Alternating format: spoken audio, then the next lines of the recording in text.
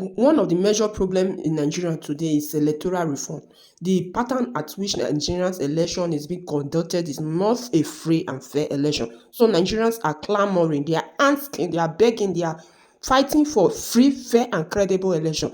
Every Nigerian wants a system that works. They want in election to be free, fair, and credible. I have said it in time past that Randy Peters is on the right track. He is doing a good job and it should continue. It should not relent.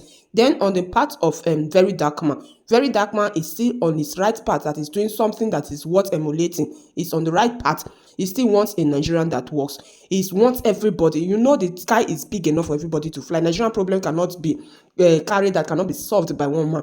Randy Peters being on the electoral reform is a good thing, and there should not be comparison. There should not be what should not come for comparison between Randy Peters electoral reform system and the Ratters. No, it's for the betterment of Nigerians. Everybody should come together and fight and put mouth and work together for Nigeria to be great.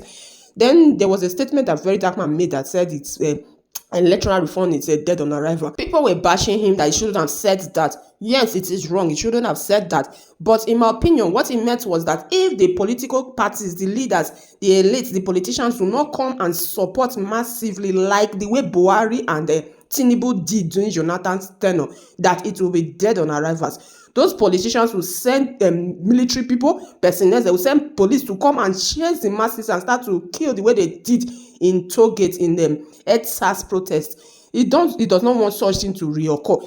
And it is true, if the politicians, all the politicians, including Atiku Obi and the rest, comes and be in the forefront and lead the protest, sure, it has started already, but they should come and encourage. Then the masses will know that, yes, these people are with us. We are not just fighting by ourselves and for ourselves alone. We are fighting together for the betterment of Nigerians. They are not on their own. Everybody comes together, including the politicians that want free, fair, and credible election. Let us come together. It is not only when they want to fight for their pocket that they will come together, no. But for the good of the society, let us come together and fight. If you want to be a president, you said your aim is to make Nigeria great. You want to be a governor, your aim is to make Nigeria better.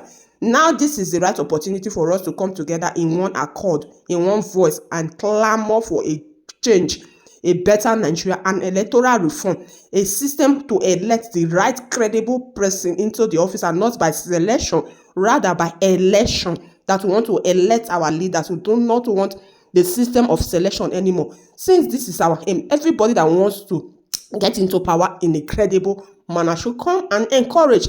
And if they come and support, no way the Nigerian politicians will send the police and armies and tear gas and start to tear gas the politicians. No, they will not. In order for what happened during EdSARS not to repeat itself, of military people coming to kill innocent and citizens that were protesting for a better Nigerians. But so if the politicians come and support like they are doing now, you can see that there is no tear gas, no police, no army. They are not chasing the people away, because they saw that some airlights are included in the protest. That is the aim. I feel, in my opinion, that was what Very Dark Man was trying to portray. That was why he was trying to explain that let these people come and encourage, let them be at the forefront, so that the lives of innocent Nigerians will not be lost in a bid for a better Nigeria. Why are Nigerians that are in power, in position right now, the politicians are scared of free, fair, and credible election? They said in Paraventure they can transmit it live, and in Paraventure it is not possible. They will not transmit it manually. Why are they scared of free, fair, and credible election? You can do NIN online. You can do BVN online. You can do you can register voters card online, but you cannot use the voters card online. You cannot use it electronically, but you can register. You can come and get registered. Your banking system works online. Every other thing works online. There's network, except when you want to vote, it will not be transmitted live. There will not be network. But every other thing, your bank has network, your phone has network. Okay, let's assume there's no network. What now stops the government to provide network? Since that is now the major thing that the citizens want in doing the election, since the citizens insist that it must be free, fair, and credible, and it must be transmitted live. What was now the money that they spent the previous years that they were going to make it online? What stopped the network provider to start to buckle up and make it credible and let it be that yes, there is transmission, there is network? I think that is what they should be clamoring on right now, not just saying that in case Paraventure it is not possible. Why will it not be possible? Why not look for a way to make it possible? Why can't it be possible?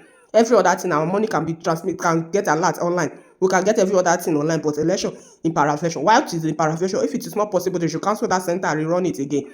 JAMB can be done online. There's network for JAMB, but there's no network for election. Let it be free, fair, credible, and live transmission. INEC, you now have a new job. Go and make it possible that it must be possible. It's not a manual issue. We want it to be electronically transmitted. So INEC, you now have a good job. You can collect our tax, so you can collect tax online, but you cannot conduct an election online. Go and consult with other countries and let them tell you the way they did here that made it possible. The way you went to consult France for a tax collection. Go and also consult other countries to tell you how it can be possible. Don't give us the flimsy excuse of it in case, in eventuality. We don't want to hear in case. Sought for advice for other countries. It's not only tax that you sought for advice. Also go and take advice and let them tell you the way it will be possible and let it be possible. It is my opinion on important societal issues. If it is not important, I don't talk on it except it is of value to the society. That is when I talk. I greet your government, Mr. and Mrs. ITK.